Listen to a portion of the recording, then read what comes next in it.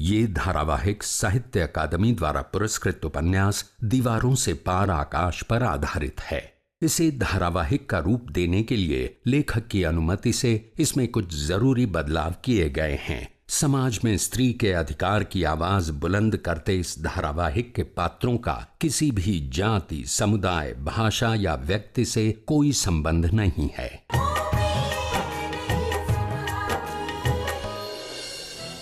वसुधा, तुम इतनी लापरवाह कैसे हो सकती हो? मैंने तो कभी सोचा ही नहीं था।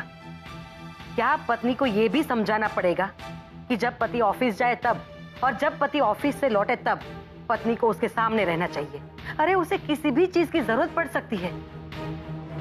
वो मैं छत पर कपड़े सुखाने गई थी, इसीलिए थोड़ी सी देर हो गई।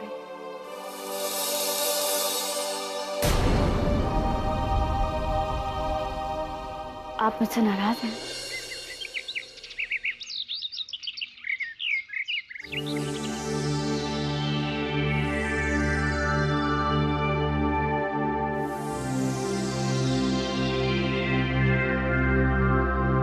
मम्मी, मैं ऑफिस जा रहा हूँ। अरे अरे दिख रहा है, इतनी जल्दी क्या है? थोड़ा सफरजन खा के जा ना। ले खा। काम का बहुत टेंशन है मम्मी, बाद में। अरे बेस बेस, बैठ इधर शांति से। इतना टेंशन क्यों लेता है काम का?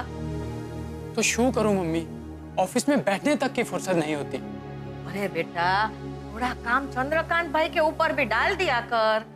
अब देख, उनकी दिक्री अपने घर में है ना, हाँ? तो ये उसको थोड़ा थोड़ा याद दिलाया कर उसको। समझ रहा है ना मैं क्या बोल रही हूँ? समझ रहा हूँ मम्मी, लेकिन अगर चंद्रकांत भाई ने फैबा से मेरे बारे में कुछ कह दिया तो? अरे कुछ नहीं कहेंगे, चिंता कर माँ। आप इतने विश्वास से कैसे कह सकते हो? अरे उनकी दिक्री हमारे घर में है, लड़की का बाप है, थोड़ा तो डरेंगे ही डरेंगे। हाँ। ये फैबा तो कुछ समझती नहीं है। ले, अरे अब क्या कर दिया तेरी हिटलर फई ने? फैबा ने सारा काम वसुधा भाभी पे डाल दिया है, ऊपर से उन पे नजर रखती हैं। ये काम हुआ कि नहीं, वो काम हुआ कि नहीं। अकेली भाभी इतना काम कैसे करेंगी?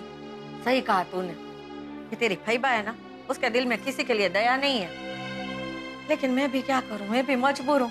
मैं जाके वसुधा की कोई मदद नहीं कर सकती। नहीं तो वो तेरी फैबा है ना, सबसे पहले मेरे को घर से बाहर निकाल देगी। बेचारी भाभी अपने सारे सपनों को भुलाकर फैबा का हुक्म मान रही है। शादी से पहले कितने सपने देखे थे उन्होंने। हाय राम, बेचारी नु शू थासे? शू थयो मम्मी? अरे शादी से पहले चंद्रकांत भाई ने ना मोटी बहन से वादा लिया था वसुधा की पढ़ाई के बारे में। लेकिन शादी के बाद वो पे सारी जवाबदारी डाल के मोटी बहन तो उस वादे के बारे में सब भूल गई है। बोल। बहुत गलत कर रही है फैबा। अभी हमारा घर तो है नहीं कि मैं कुछ कहूँ। हाँ, एक काम हो सकता है। क्या? अरे संजय दिकरा, चंद्रकांत भाई तो तेरी ऑफिस में ही है। हाँ, तू ना एक बार शांति से उससे पूछना कि भाई तुम अपनी दिकरी की शादी करके उस वादे के बारे में, उसके सपनों के बारे में भूल तो नहीं गए ना? वसुधा की हालत के बारे में ना चंद्रकांत भाई के कान में बात डाल दे। वही मोटी बहन से बात करेंगे फिर।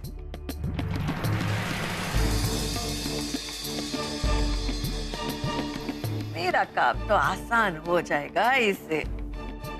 लेकिन मम्मी ऐसा ना हो कि इससे वसुधा भाभी की तकलीफें और ज्यादा बढ़ जाएं। और चंद्रकांत काका ने फोन करके अगर फैबा को सब कुछ बता दिया तो, और फैबा इससे और गुस्सा हो गई तो? अरे गुस्सा होती है तो होने दे उसे। चंद्रकांत भाई ने अपनी दिकरी की शादी करवाई है इस घर में, तो क्या आखिरी जिंदगी दब के रहेंगे, कुछ नहीं बोलेंगे?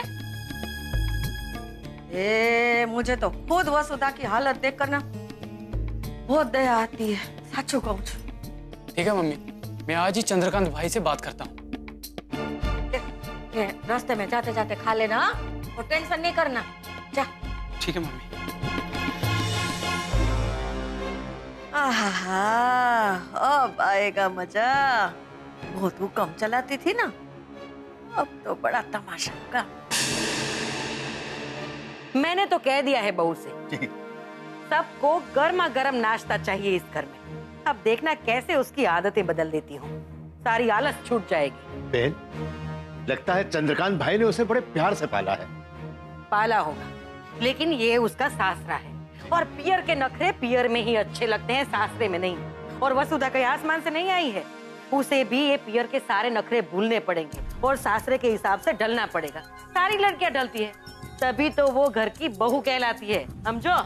वैसे वसुधा खाना बहुत अच्छा बनाती है। हाँ हाँ, अब ज्यादा तारीफ मत कर उसकी। वो कहते हैं ना, वो खाने ली खिचड़ी दाढ़े वड़गे, ठीक उसी तरह अगर ज्यादा तारीफ करोगे ना तो वो सर पे चढ़ जाएगी। अब देखना वसुधा को कैसे मैं अपने हिसाब से डालती हूँ। अगर फिर भी वसुधा पढ़ाई की बात पर अड़ी रही बहन तो क्या अड़ेगी? अरे पढ़ाई की बात तो छोड़ो, उसे ठीक से घर संभालना भी नहीं आता। ना जल्दी उठ पाती है, ना समय पर अपना काम कर पाती है और ना ही व्योमेश की जरूरतों का ख्याल रख पाती है। अरे क्या वो करेगी पढ़ाई की बात? वो कहते हैं ना, खाली दिमाग शैतान का घर। अगर वो खाली बैठी रहेगी ना तो पढ़ाई के बारे में सोचती रहेगी, पर मैं उसे खाली बैठने ही नहीं दूंगी। अरे वो बहू है इस घर की जिम्मेदारियां उसे ही संभालनी होगी, है? और शादी से पहले उसे क्या करना था उससे मुझे कोई लेना देना नहीं। एक बार गृहस्थी संभालो तो फिर सब पीछे छूट जाता है ना? लेकिन फैबा, भाभी की पढ़ाई रोकना ठीक नहीं। अच्छा, तो अब तू मुझे सिखाएगी कि क्या ठीक है और क्या नहीं, है? बड़ों के बीच में मत बोल। जी। इतनी भी तमीज नहीं है तुझ में, और अभी तो इतनी बड़ी भी नहीं हो गई है कि हमारे बीच में हमें सलाह दे। और शादी होने के बाद सासरा ही औरत का घर होता है। और एक बात अच्छी तरह से सुन ले, यहाँ इस घर में लड़कियों के नखरे नहीं चलते, समझी गई? जी फैबा। फैबा, मैं थोड़ी देर में आऊँ? कहाँ जा रही है तू? यहीं पास में सहेली से मिलने। हाँ ठीक है, संभाल के जाना। जा।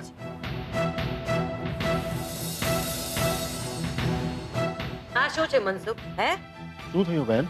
लो कर लो बात। सहेली भी बना ली इसने। फोटो नहीं को मनसुख, लेकिन कभी लड़की को डांट भी दिया करो। कहीं ऐसा ना हो कि सोनल की तरह ये भी हाथ से निकल जाए। जी जी।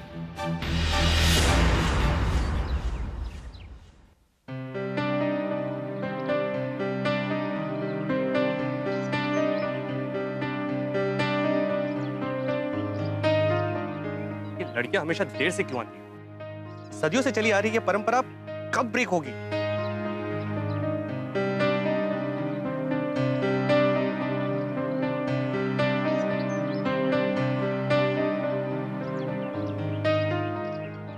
मुझे लगता है कि मैं मछली को खाना खिलाते खिलाते बूढ़ा हो जाऊंगा, तभी आएगी।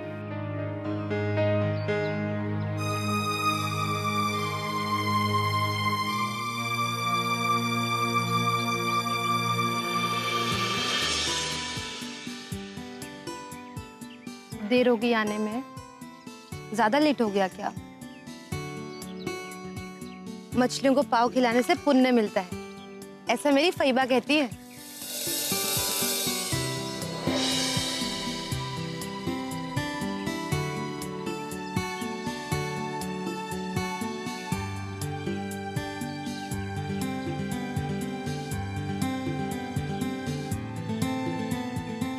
सॉरी, देर हो गई आने में।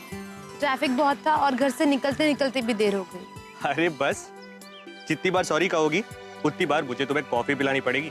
अच्छा, ऐसा होता है क्या? अरे मैं तो मजाक कर रहा था। मुझे लगा सच में ऐसा होता है, तो पता नहीं कितनी बार कॉफी पिलानी पड़ेगी। इसका मतलब है तुम अब तक मुझे नहीं समझी। समझने की कोशिश कर रही हूँ। कभी कभी तो पूरी जिंदगी लग जाती है एक इंसान को समझने में। लेकिन कभी कभी एक ही पल काफी होता है। आप अगर मुझे आप नहीं तुम कहोगे तो मुझे बहुत अच्छा लगेगा। और आप भी अगर मुझे आप नहीं तुम कहेंगे तो मुझे भी बहुत अच्छा लगेगा।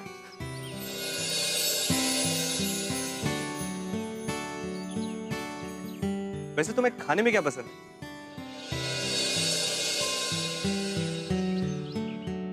ऐसे क्या देख रही हो? कुछ नहीं। वैसे मैंने एक सवाल किया है तुमसे। धीरज रखिए, आपको आपके हर सवाल का जवाब मिलेगा। मैंने पूछा वैसे तुम्हें खाने में क्या पसंद है? जो कुछ प्यार से मिल जाए। और आपको? मुझे चाइनीज खाने के अलावा सब कुछ अच्छा लगता है। और उसमें भी अगर इंडियन फूड मिल जाए तो बेस्ट। और अगर चोखा नो रोटलो अने गुड़, आहा। और अब वो हाँ, तुम कहो। हाँ, तुम वो चावल की रोटी भी बना लेते हो? हाँ, मुंबई में अकेले रहने का यही तो एक फायदा है कि इंसान सब कुछ बनाना सीख लेता है। वैसे तुम्हारे शौक क्या है? म्यूजिक। अरे म्यूजिक तो मुझे भी बहुत पसंद है। किचन में नाश्ता बनाते बनाते ना मैं अक्सर गुनगुनाया करता हूँ। मुझे किताबें पढ़ना बहुत अच्छा लगता है। तुम्हारा फेवरेट राइटर कौन है? झवेरचंद मेघाने।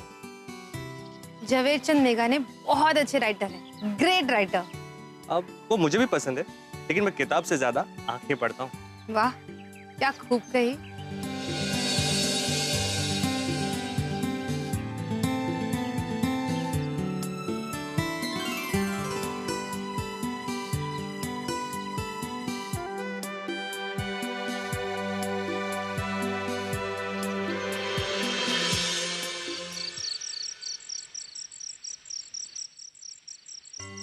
मम्मी, वो विभा है ना, उसे बहुत कम मार्क्स आए इस बार एग्जाम में। शायद उसका पढ़ने में ध्यान नहीं होगा। नहीं नहीं मम्मी, विभा तो बहुत होशियार है, लेकिन उसकी मम्मी है ना, वो घर का सारा काम उससे करवाती है, तो बेचारी को पढ़ने का वक्त ही नहीं मिलता, फिर भी रात में पढ़ने बैठती है। ये तो बहुत ही गलत बात है। जब कोई लड़की पढ़ना चाहती है तो उसे पढ़ने ही देना चाहिए। उसकी मम्मी का ये कहना है कि आगे चल के अगर उसकी शादी हुई तो उसे चूल्हा चौका ही तो करना है, इसलिए पढ़ने की क्या जरूरत है उसे।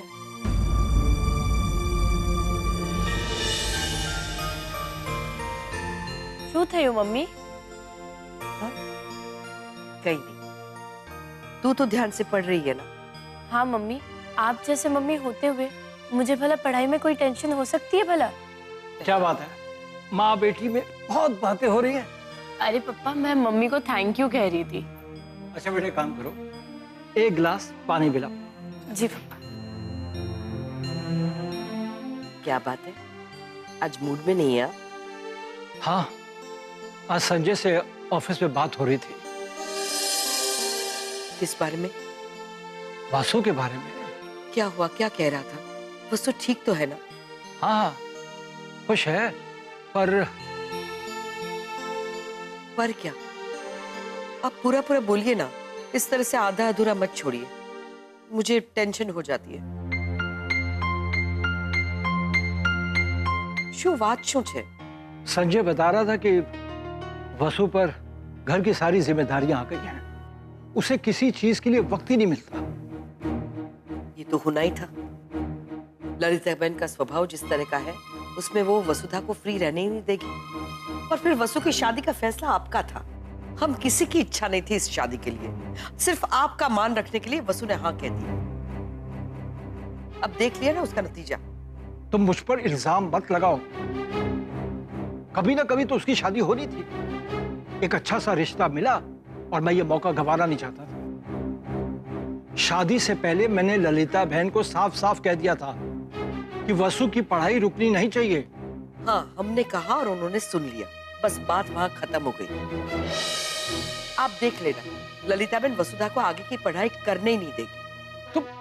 तुम पहले से गलत क्यों सोचती हो? गलत नहीं, बिल्कुल सही सोच रही हो। जिस तरह से आप कहते हो कि वसुधा को घर के काम से वक्त नहीं मिलता है, तो आपको लगता है कि उसको पढ़ाई के लिए वक्त मिलेगा?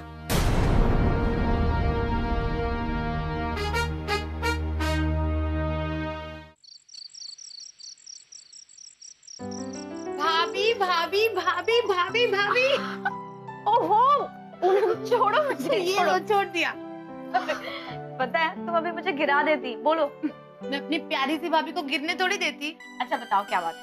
आपको पता है भाभी, मेरा आज का दिन बहुत अच्छा रहा। यहाँ मुंबई में भी ऐसे लोग होते हैं, पता नहीं था।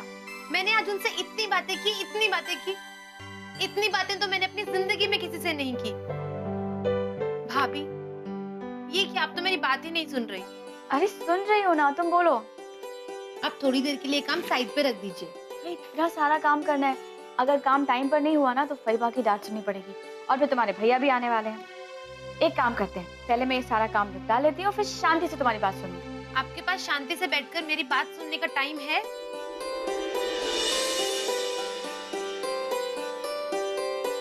ठीक है, एक काम करते हैं, तुम बोलती जाओ, मैं काम करती जाती हूँ। ठीक है, तुम्हारी बातें भी सुनती रहूंगी इसी बहाने। ये हुई ना बात। आज पता है मैं किससे मिली? किससे? हमने वासुदा की पढ़ाई बीच में रोक कर उसकी शादी करवा दी।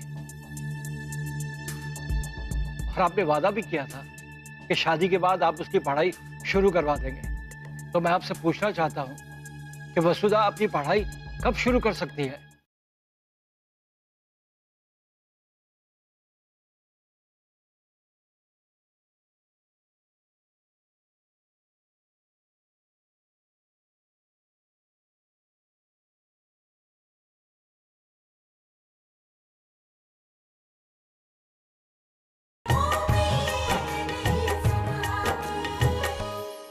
आज में खाना बन गया कि नहीं? बस काकी बन रहा है। ले, बन रहा है क्या?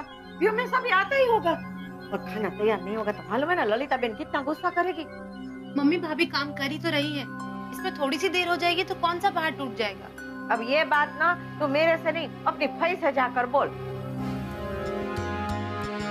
मेरे को क्या करना है? ललिता बेन ने बोला इसलिए मैं देखने चली आई। हाँ, अब ललिता बेन जाने और उसकी बहू जाने। वो तो आ चाली।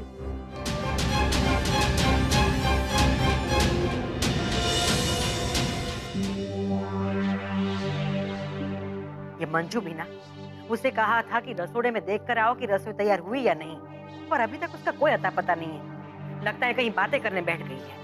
वातोड़ियन।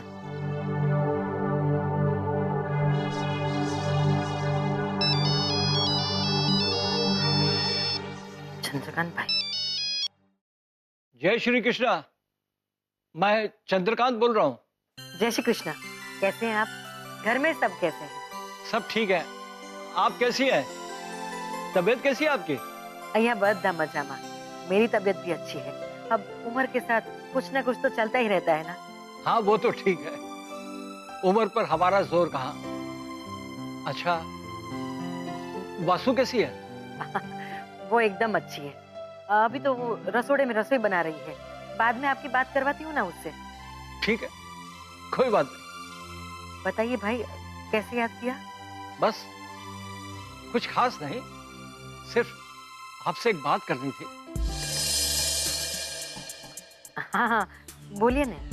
ललिता बहन, वो क्या है कि शादी से पहले मैंने आपसे एक बात कही थी। कौन सी बात? वसुधा की पढ़ाई को लेकर। हमने वसुधा की पढ़ाई बीच में रोक कर उसकी शादी करवा दी। और आपने वादा भी किया था कि शादी के बाद आप उसकी पढ़ाई शुरू करवा देंगे। तो मैं आपसे पूछना चाहता हूं कि वसुधा अपनी पढ़ाई कब शुरू कर सकती है? खोटू नहीं कहूँ चंद्रकांत भाई, लेकिन आपकी वसुधा को सासरे के हिसाब से ढलने में बहुत वक्त लग रहा है। पियर की आदतें उसकी छुट्टी नहीं है। पहले घर तो ठीक से संभाल ले, उसके बाद देखा जाएगा कि क्या करना है। ललिता बहन, उसे काम करने की आदत नहीं है ना?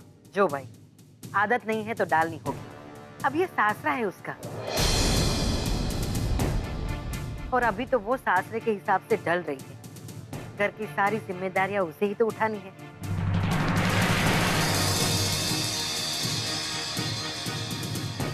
घर के हिसाब से चलना होगा ना, आखिर इस घर की बहू है वो। पहले एक बार घर तो अच्छी तरह से संभाल ले, फिर सारे रास्ते अपने आप खुल जाएंगे। ललिता बहन, वसु अब आपकी बहू है। एक बार घर की जिम्मेदारियों में पड़ गई तो फिर पढ़ाई कहाँ हो पाएगी। मैं तो सिर्फ आपसे विनती कर सकता हूँ कि आप वसु की पढ़ाई शुरू करवा दीजिए। देखिए चंद्रकांत भाई, हर चीज का एक समय होता है। देखते हैं आगे क्या करना है। जय श्री कृष्ण चंद्रकांत भाई। जय श्री कृष्ण।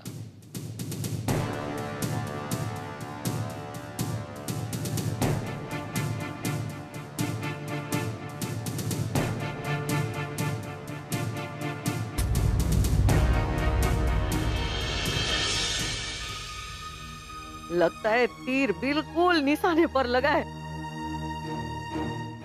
अरे वाह भगवान, अब तो मजा आ जाएगा।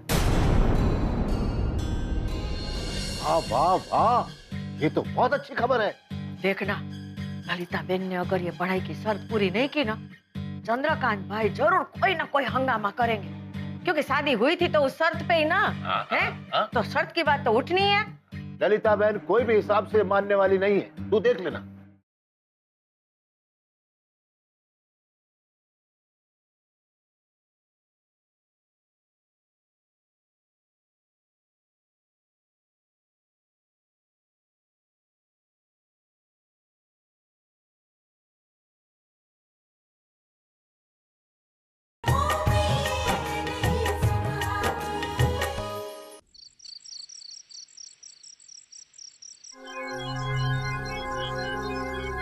पता नहीं है संजय कैसे खेलता।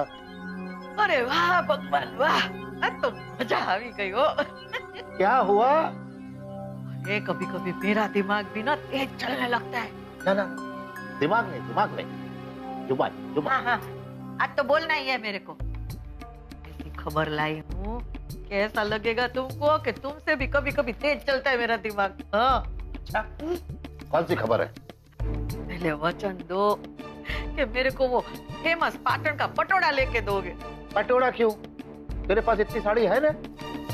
साड़ी तो बहुत सारी है, लेकिन वो पाटन का पटोड़ा है ना, वो होना चाहिए। मने पाटन नु पटोड़ू चाहिए। ठीक है, पहले खबर सुना फिर नक्की करता हूँ। अरे सब नक्की छे, अब तो इस घर में तमाशा नक्की छे। क्या बात कर रही है? शादी हुई ना तो अब तो सब कुछ घर में बहुत फीका फीका लग रहा था, लेकिन अब तमाशा होगा, अब मजा आएगा। माँ फिरा कर तू मुझे अहमदाबाद भिजवाएगी, मुझे तो ऐसा लगता है। अहमदाबाद जाए तुम्हारा दुश्मन? चंद्रकांत भाई का फोन था।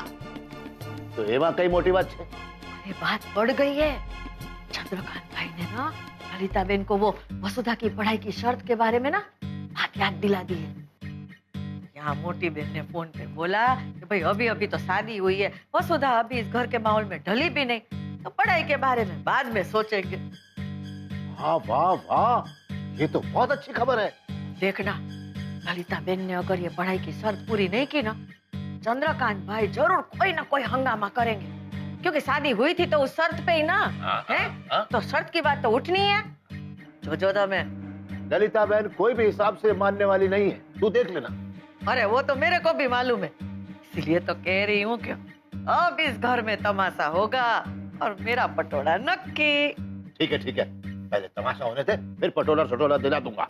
अरे तो थशेज, मैं भी कोई कम नहीं हूँ। देखना, मैं भी थोड़े थोड़े दिन पे ना वसुधा की पढ़ाई की बात छेड़ती रहूंगी, देखना।